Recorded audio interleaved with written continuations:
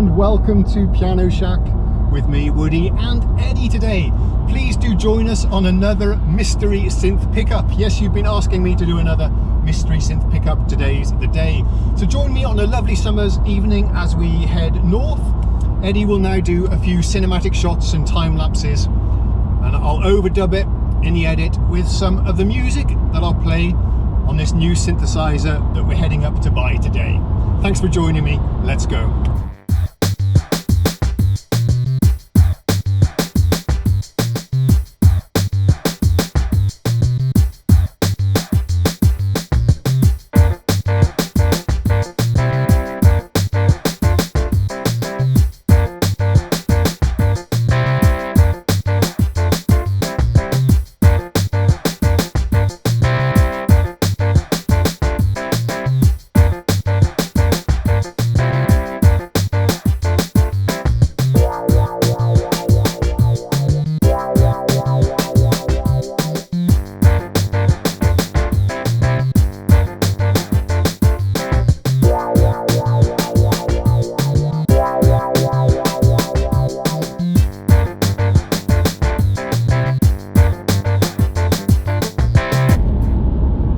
Okay, as in the normal Mystery Synth tradition, I'll give you a few clues.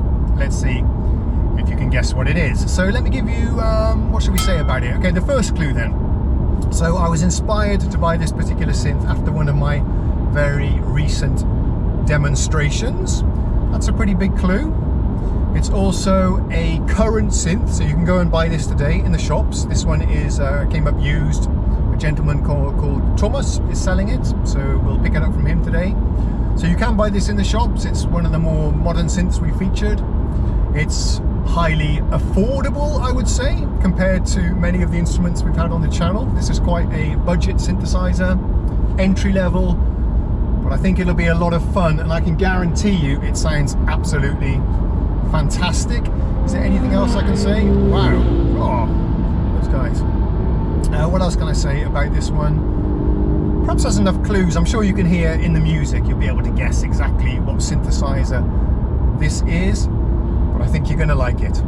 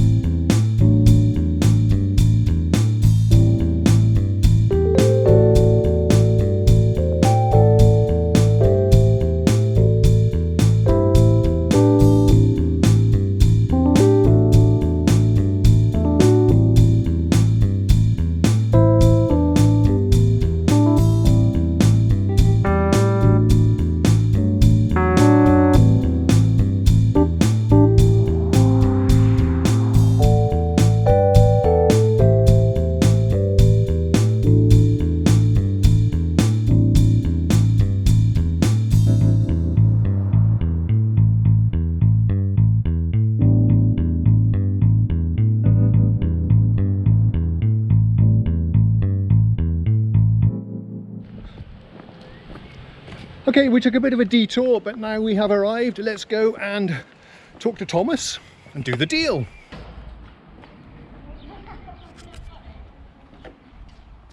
Okay, the deal is done. Let's go put this in the car.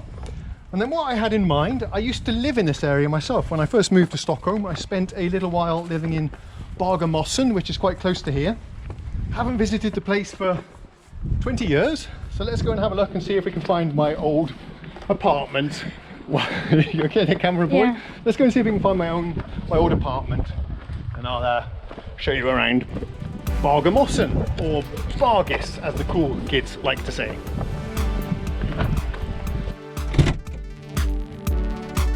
Thomas was a very nice chap. He gave me this keyboard stand as well. Not that I need one, but it's always good to have.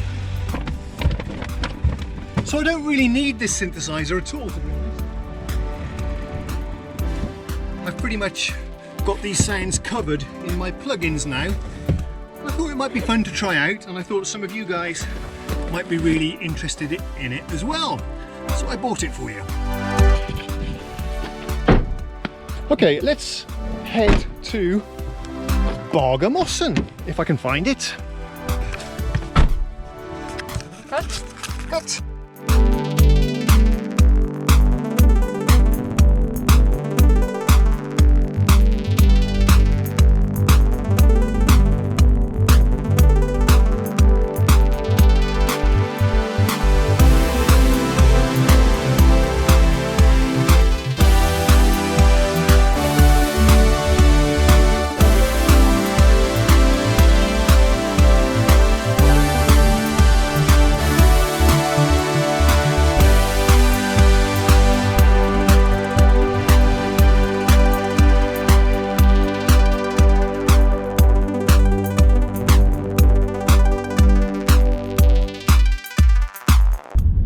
Okay, Bergamossen, here we are. Let's park up and then we'll have a little look around.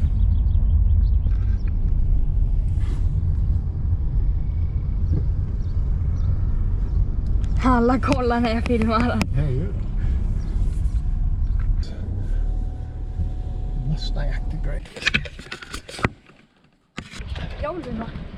Okay. Du skriker. Okay, welcome to Bergamossen, Bargis.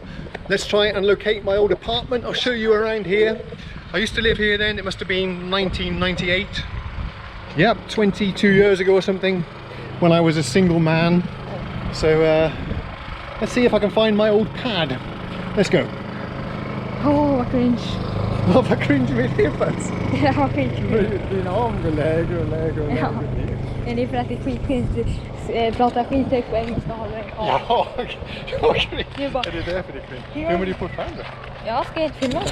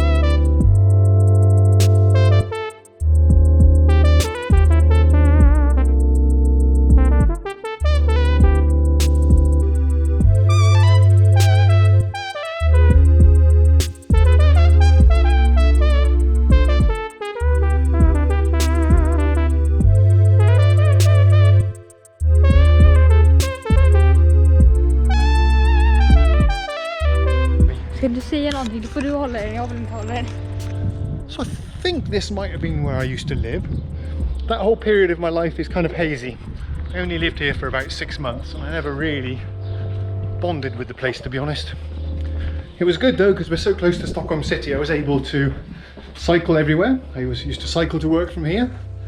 Perfect exercise. If I'm right about this place, there should be a path here at the back. There's no path. Where I used to practice rollerblades. There's no path here, Eddie. Okay, let's carry on, see if we find the exact spot. Okay, so there was a path, look. So perhaps this is the very place where I used to practice my rollerblade skills. That was the thing in the 90s, wasn't it? So yeah, what do you think? Did you like Bargis? No. Oh, okay. Kids of today, eh?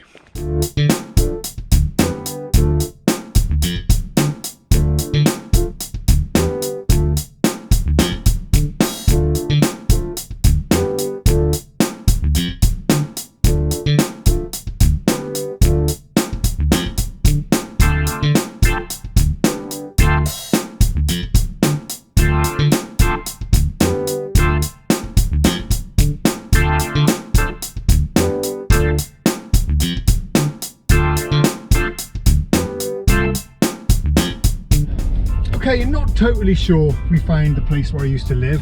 But anyway, I'm glad I could show you around Bargamossen. Let's head for home. Cut.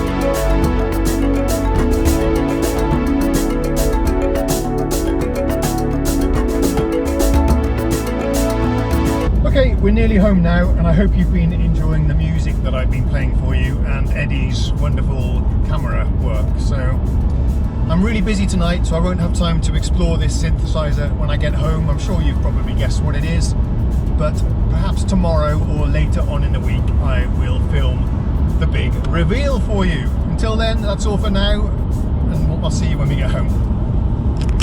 Okay, so welcome to my home office. This is where a few days have passed since the last video. This is where I've been working from home over here.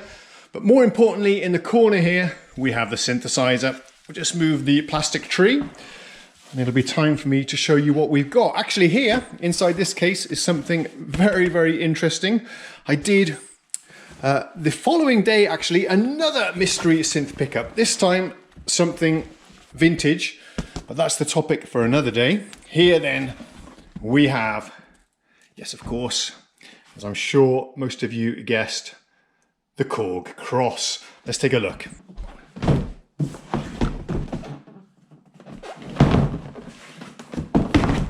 So this particular one is the Korg Kross 2, which improves quite a lot actually on the Korg Kross 1. There's some huge differences between these two. In particular, this section of pads over here, I think a lot more extra features as well added, but I can't really remember. This one kind of didn't really come up on my radar, the Korg Kross, but the Kross 2 I'm very interested in particular, because I was so inspired and impressed with the sounds of the Korg Triton VST. So I'm hoping that this will give us some similar sounds, but that might be quite an interesting test and comparison to do later. Can this cheap and cheerful Kross 2 give you the sounds of the mighty Triton? Well, there's only one way to find out.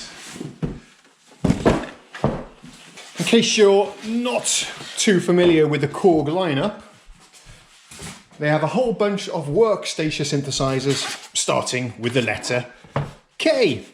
This is the cheapest one, the Korg Kross. I think these retail for about 700 bucks. And you get an awful lot of features for the money. Really impressed with the feature set of this thing. Then if you step it up one more, you get to the Korg Krome, spelt with a K, not a CH. And then of course the flagship Kronos. The main difference being the sound engines they use and the build quality, I think, and the screen. Both the Krome and the Kronos have a fantastic, huge touch screen. This one doesn't. I think I'll be quite happy with that myself. Let's have a quick look at the overall feel of this thing. It's incredibly compact, as you can see. Yeah, a completely plastic construction. It runs on batteries there as well, so there will be some opportunities for some cool outdoor studio sessions. It's entirely made of plastic, but it does feel sturdy enough. The keys have a bit of the key bed itself has a bit of a flex to it, unfortunately. I guess kind of what you'd expect at the price. But the keys themselves feel quite nice. I don't hate them. Yeah, actually not bad at all. Very fast, shallow feeling synthesizer keys. They are actually a bit longer than many budget keyboards. Feels quite nice, no aftertouch or anything. But here's the flex that I was referring to if you're going to dig into this, but you probably won't notice that in real use.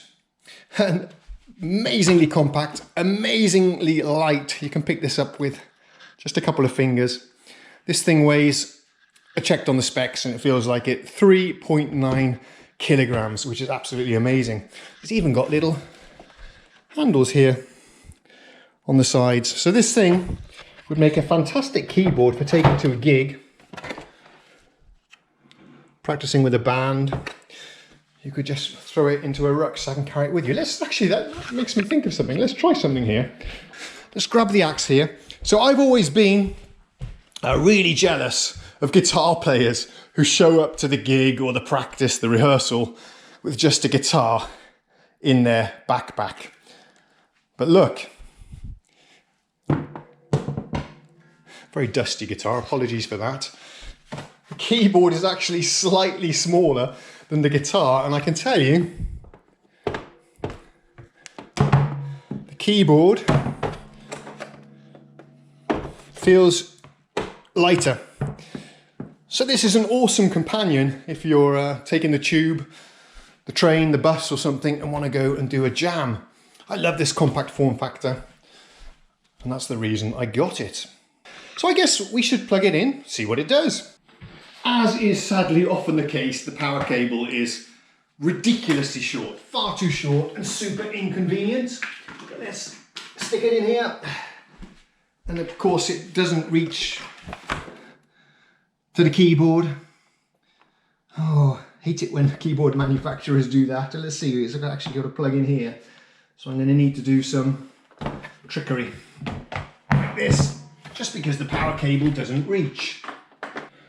Right, time for the very first power up, for me anyway. This is a used instrument, so I hope everything is okay. It did seem to check out okay in the guy's apartment where I tried it out. Let's see how quickly it boots. These things typically running Linux operating systems these days. So taking a little while to boot up. There we go. What's it saying there? Kross Grand Piano. Let's give you a quick tour of the interface here. We'll explore it together. I don't really know right now how this works. I did browse through the manual and watch some tutorial vids online, but we'll dig into this in a separate video. But I'll just give you a quick walkthrough of the control panel right now. So over here we have two like buttons. These look very similar. They correspond to the two assignable button switches you got on the Triton. On the VST, we got some very small pitch and mod wheels. Do the job. Quite cheap feeling, to be honest. And actually the whole, I quite like the finish of this keyboard. It's a sort of rubberized matte black, which looks quite nice. It'd be quite good on the stage, I would thought, because you wouldn't get so many reflections coming up into your eyes. Over here then, we have the volume knob. We have a matrix of real-time controls, which you can step through there. Assignable switches. Well, it's not an assignable switch, that just activates whatever function you've chosen for this line. This is quite common on many synthesizers with sort of cut down controls. And then two knobs that correspond to whichever parameter you have selected. Cut off frequency at the top there, which is pretty convenient. That's really nice. I love this huge category dial. Really instant access to all of the categories. Piano, E-piano, organ, bell. It's unusual to see that so prominently featured. The top of the list, bell, strings, brass, carry on through, synth lead, synth pad, guitar, bass, drums, and then user sounds. Some nice categories there. Here then we have something that goes way back all the way to the days of the M1, the two modes for Korg synthesizers, program mode, prog, where you can play a single sound, and the Combi Mode, where you can layer and split together or play different programs multi-timbrally. That's where all of the magic happens on Korg synthesizers. We have a sequencer page here as well. There you go. You can see that coming up there. I don't know how to use it right now.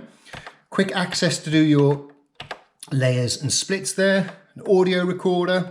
These soft buttons correspond to what you see on the screen. This then, if we choose the pianos, is how you select your various piano sounds. Quite nice there on the screen. enter. Yeah, we can still step up through them now. I like that. I like this nice big font there. SG10 Piano 1. Let's see what we got in the pads. I will play you some stuff a bit later. And you've heard this synthesizer during the video, by the way. All of those background music tracks that you heard were me performing on this very synthesizer. Here are all our pads then. I like the screen. Sorry about the wobbly keyboard. There we go, that's better. Okay. Korg, of course, well known for some fantastic pad sounds. Our cursor keys here, sequencer controls, and then the pads. You can use these as a step sequencer to program drum patterns or any other patterns for that matter, I think. You can also sample to these pads and play them back and then record in the sequencer if you wanted to. This is really fully featured, guys. I'm really impressed with the feature set here. You can even, it's got an audio in, so you can record samples externally, or you can record your own performances as samples as well.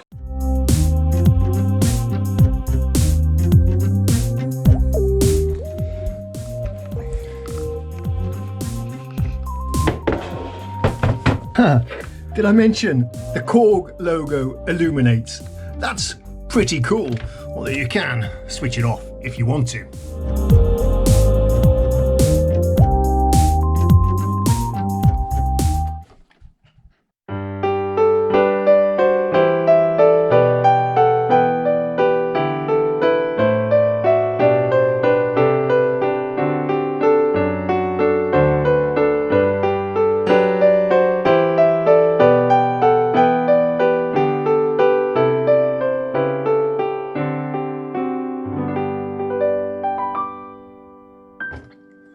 Okay, so that was the Kross Grand Piano, the main piano patch. It's going to take me a little while to get used to this keyboard. It's quite light and quite springy, but it does the job, I guess. But let's go over to the Combi Mode here. And we're in the pad category, that's good. Let's see if we can find some magic stuff here in the pads. Let's see what we've got. I'll scroll through a few. We'll find something we like and I'll do a performance for you. No.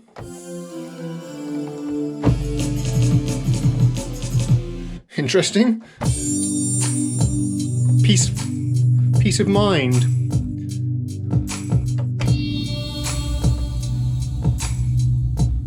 Yeah, that could work.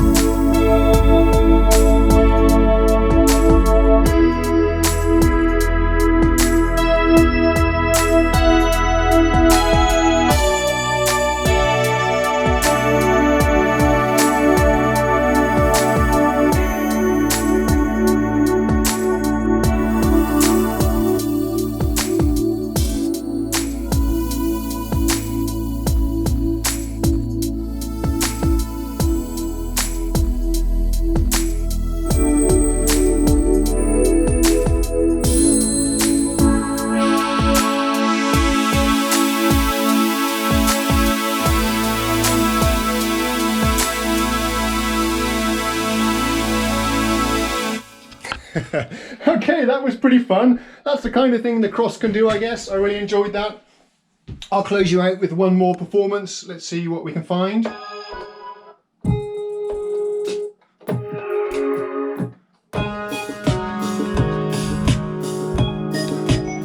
Yeah. That's pretty cool. So thanks very much for watching. Join me again very soon for another mystery synth pickup. This time, something very vintage that I know you'll enjoy. Okay, let's play something here and close out the video. See you again next time. Thanks for watching. And thanks, by the way, to all of my Patreon supporters and channel members. Love you all. Here's a little song just for you.